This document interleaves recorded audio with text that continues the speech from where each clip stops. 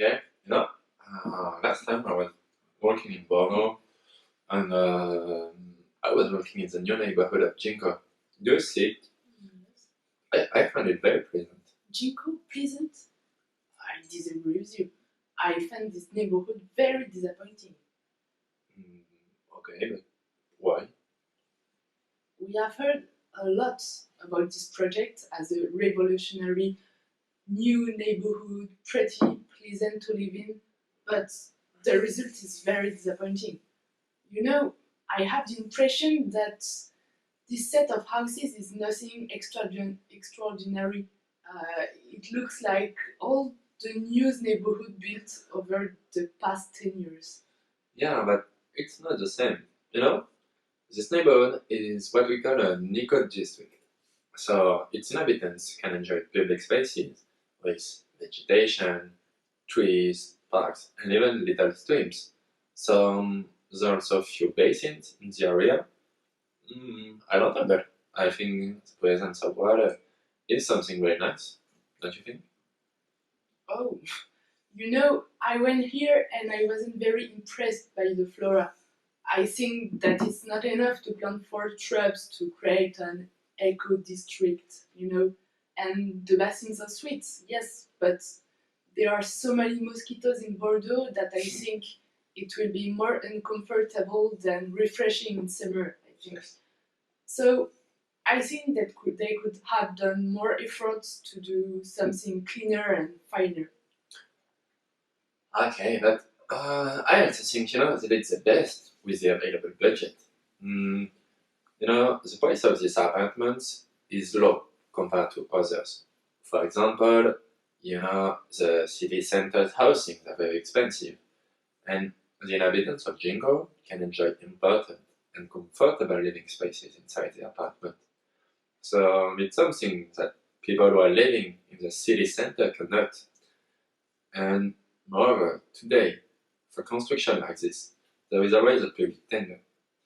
And if an architect wants to be chosen among all his colleagues, he has to propose an offer with the lowest price possible, because that's what the client can be, I don't know, a town or a department, or even a region, that is what the client looks at in priority.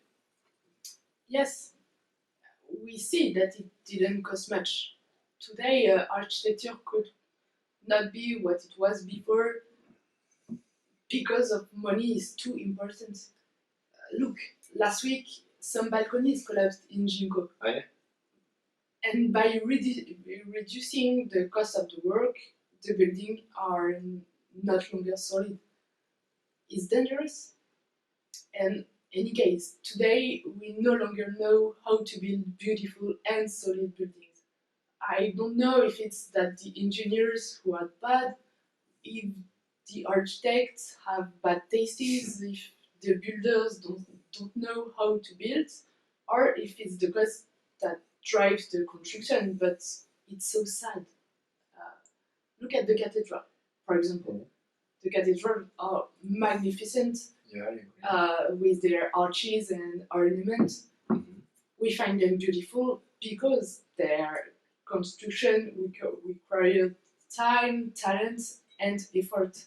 So maybe it was very expensive to build them, but they are still there, centuries later, as beautiful as before.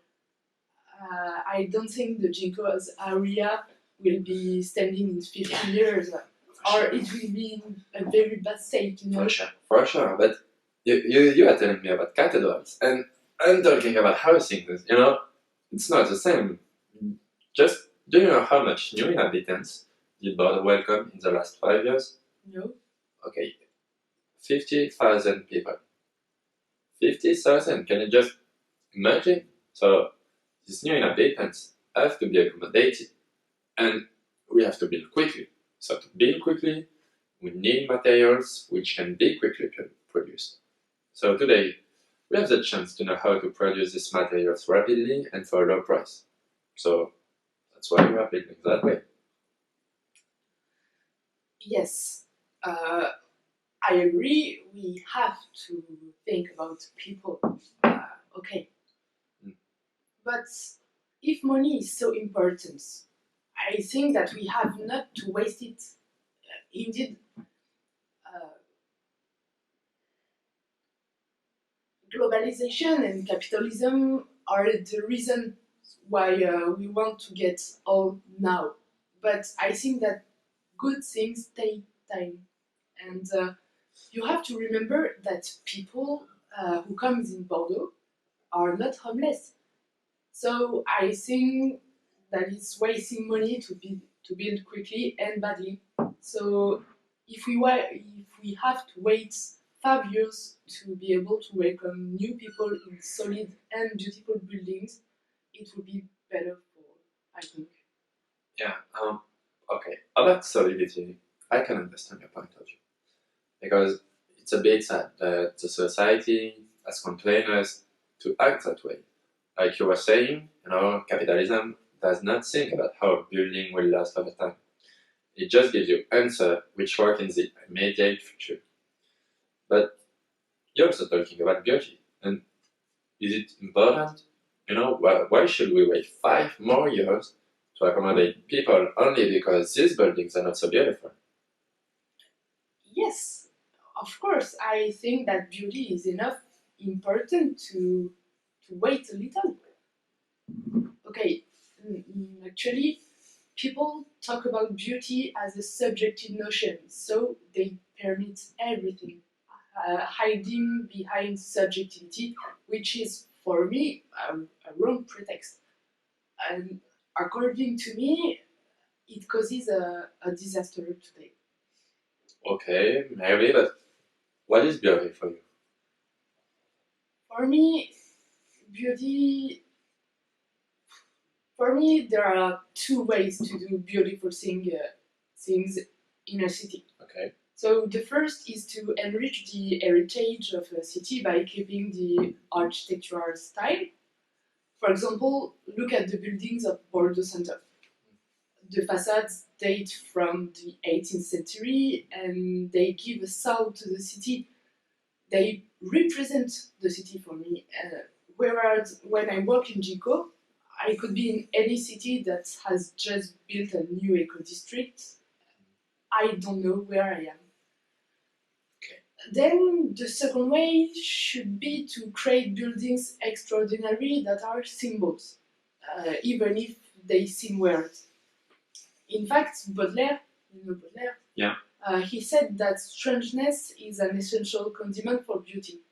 For example, look at the Cité du Vin. It's criticized, strange, but it's different, and when I see it, even if I don't find it beautiful at all, okay, I recognize it and it's a new Bordeaux icon for me.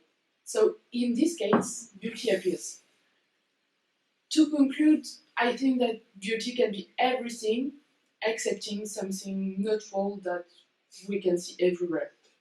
Yeah, that's a nice way to say it. But you're talking about the Cité du Vin, okay, which you find ugly.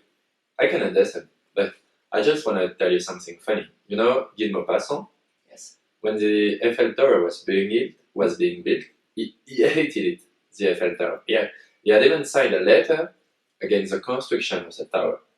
So now the Eiffel Tower is something which is loved in the entire world. And it became, like you were saying, a symbol. Like maybe the Cité du Vin will become a symbol of Bordeaux. So I think it's just a question of time and fashion. Even the Impressionism was at the beginning badly received.